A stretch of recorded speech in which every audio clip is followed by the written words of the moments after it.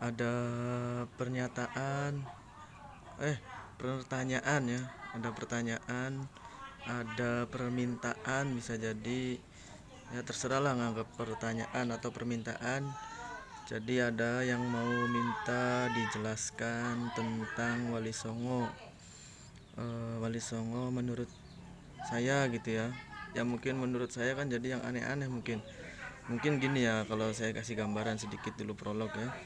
Kan sejarah Wali Songo, kisah-kisah Wali Songo, biografi apapun itu banyak ditemukan di buku-buku, baca di Google, misalkan referensi artikel jurnal atau di YouTube sudah banyak. Tapi yang ini yang jadi masalah itu, yang nanya, yang minta itu minta dijelasin Wali Songo menurut saya. Nah, jadi ya mau gak mau lah harus dijawab. Ya nggak tahu ini panjang gak, yang jelas bisa-bisa aja lah. Kalau ditanya menurut saya berarti kan bebas gimana saya gitu ya, Wali Songonya mau diapain gitu, dari kacamata mana, mau dari sisi pandang mana, sudut pandang mana, kan terserah saya gitulah. Jadi kalau saya lebih tertarik bahwasannya Wali Songo itu tidak fiktif ya, diawali dari situ dulu. Karena akhir-akhir ini kan ada yang bilang Wali Songo fiktif, terus Wali Songo itu macem-macem. Saya kasih tahu dulu bahwasanya cukup saja bagi saya sendiri itu melihat banyak keturunannya Wali Songo masih ada sampai sekarang, data-datanya jelas, ini bin ini bin ini bin ini, dijaga kesanadannya, sanad nasabnya itu ada. Lalu kok dibantah, itu kan lucu ya, jelas sanad keturunannya aja ada gitu. Keturunan Sunan-Sunan semuanya masih ada, Gunung Jati masih ada di Cirebon, Sunan Ampel masih ada, Sunan Giri masih ada semua, dan catatannya jelas gitu, ini bin ini bin ini sampai ke Wali Songo itu ada. Belum lagi sanad keilmuannya dari orang sekarang sampai ke NU ya, pendiri NU, sesepuh NU, pemimpin-pemimpin muassis NU sampai ke Wali Songo itu ada jelas.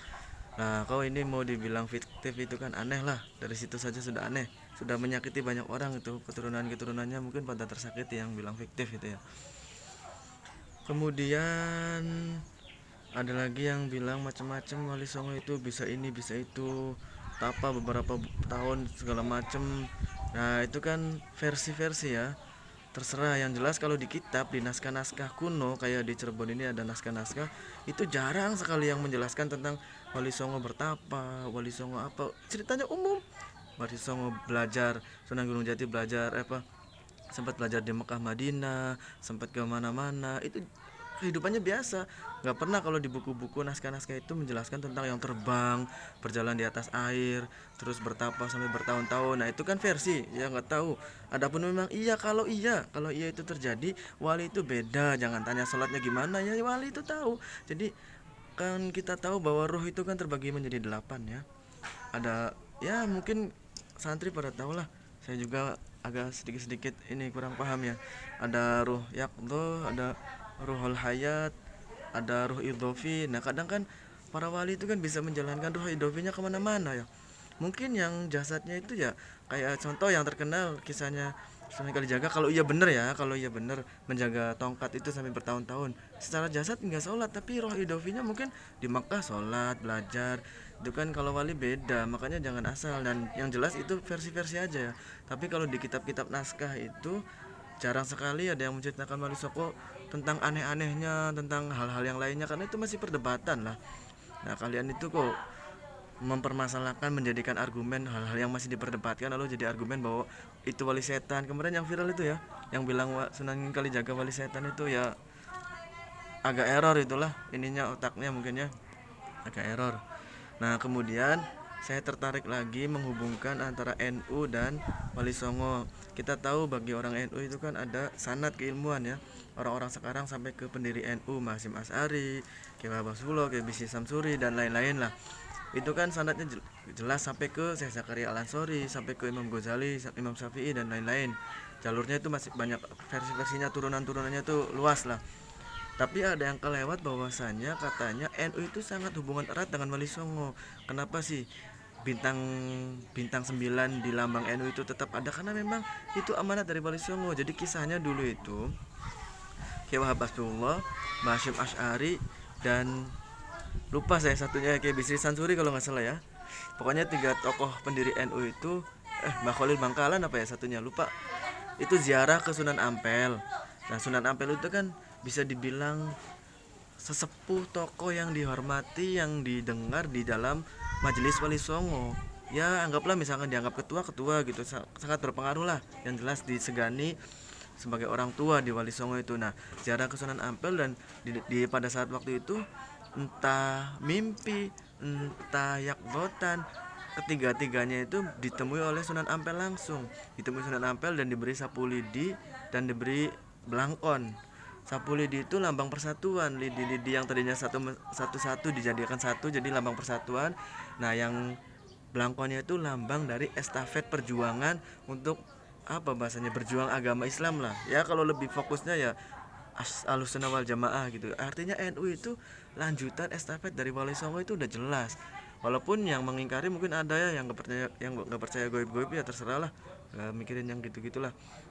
Kemudian ada lagi kisahnya ketika, jadi ingat ya, sebelum lanjut lagi, NU itu bukan hanya sekedar organisasi biasa ya. Organisasi biasa mungkin hanya berkutat di rapat, sidang pleno, misalkan rakernas, rapat kerja, program-program. NU itu di samping itu ada banyak hal spiritual. Jangankan sampai sekarang ya, awal berdirinya NU aja sudah penuh dengan kisah spiritual. Gimana sih Mbah Khalil Bangkalan nih atau Syekh Hasyim Asy'ari itu nyuruh 20 kiai pada istikharah sebelum mendirikan NU. Ada yang istikharah di Raudhah di Mekah, ada yang di Madinah, ada yang di mana-mana. Itu menandakan bahwa berdirinya NU itu gak sembarangan. Ada tirakat-tirakatnya, ada kisah-kisah spiritualnya. Gimana Mbah Hasyim Asy'ari sendiri puasa 3 tahun ketika mau mendirikan NU itu kalau nggak salah ya. Ya koreksi bareng-bareng aja lah. Nah, kemudian eh, konsul dulu ke yang di Habib Hasim yang di Pekalongan, konsultasi dulu ke Mbah Khalil Bangkalan. Lalu Mbah Khalil Bangkalan itu pernah ngasih tongkat ke Mbah Hasyim Asy'ari melalui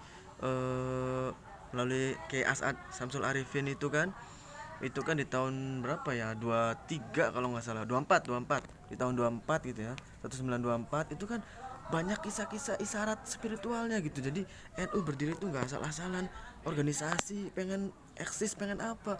Dan yang paling mengejutkan, ketika itu tuh pernah berkumpul di Kawitan ya, desa Kawitan apa kampung Kawitan atau apa gitu ya, di Jawa Timur kalau nggak salah itu. Jadi ketika itu berkumpul, dan para ulama tuh ada yang beberapa yang bertanya, apa perlunya sih kita buat lagi organisasi Islam, katanya. Kan ada Serikat Islam, ada Muhammadiyah, ada lagi banyak Masyumi dan lain-lain ya. Masyumi udah ada belum ya? Kurang tahu saya urutan tahunnya lah. Jadi kenapa sih, apa perlunya kita buat jamiah lagi? Apa perlunya kita buat organisasi lagi NU ini, apa perlunya? Seketika itu ada orang kiai dari Surabaya, dari Ampel, mengacungkan sebuah buku. Ini ini adalah argumentasi harusnya berdirinya organisasi NU ini, Nahdlatul Ulama.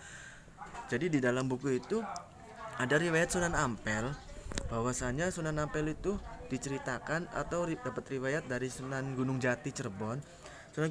Sunan Gunung Jati Cirebon itu pernah ke Mekah ya, pernah ke Madinah, terus pernah mimpi waktu di sana itu ya, mimpi bertemu kanjeng Nabi Muhammad SAW. Nah, Nabi itu bilang, udah kamu pulanglah ke Jawa, belajarlah di sana di Jawa, belajar ke Pasai, kembangkan di sana, dan jadikanlah Jawa itu menjadi pusat ajaran agama nantinya. Itu isyaratnya mimpi dari kanjeng Nabi kepada Sunan Gunung Jati ya. Lalu disuruh ya bersama Sunan Ampel, akhirnya ketika pulang ke sini bersama Sunan Ampel mendirikan suatu hal yang menurutnya itu amanat dari Nabi, sebuah organisasi yang kira-kira menjadikan pusat agama seluruh dunia itu di sini. Nah, itu dengan Sunan Ampel. Jadi artinya apa loh, NU itu melanjutkan amanat dari Nabi. Nah, itu kan kayak Samsul Arifin Situbondo itu kan pernah juga bilang bahwasanya apa namanya, pendiri NU itu kanjeng Nabi, Rois Suryanya Imam Ghazali, ketua Tanfidiyahnya Imam Syafi'i apa Abdul Qadir Jilani gitu. Itu jangan ditanya dari mana, kata siapa ya, beliau itu kan ya, kalau saya sendiri makin yakinnya beliau itu wali ya.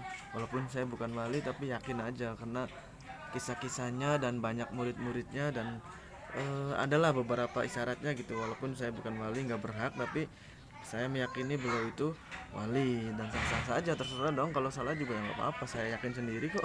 Nggak nyuruh orang untuk yakin juga itu. Dan ya banyak lah, jadi intinya NU dan Wali Songo itu jangan coba-coba dipisahkan. Jangan gak percaya bahwa NU itu melanjutkan estafet Wali Songo, karena dakwahnya juga mirip mengadopsi dari Wali Songo dan lain-lain sebagainya. Jadi Wali Songo jangan dibilang fiktif, jangan dibilang gak nyambung ke NU. Nah, kaitannya dengan yang ngomong fiktif, buktinya sampai sekarang ada ya di NU. Di NU lah penerus dakwahnya Wali Songo, jelas guru-guru sampai ke Wali Songo. Jadi jangan lagi bilang Wali Songo itu fiktif ya. Hati-hati ya. Gitu saja mungkin ya, sudah kepanjangan ini. Ya kurang lebihnya mohon maaf, banyak lupa ya. Aduh, udah tua maklum gitu. Tahu-tahu yang setahunnya aja lah yang masih ingat gitulah, yang lupa-lupa ya saya tadi katakan ada yang misalkan kalau nggak salah itu ya silakan buat bahan belajar lagi kalian gitulah, biar kalian belajar lagi bareng-bareng, belajar saling koreksi saja, berkomentar ya.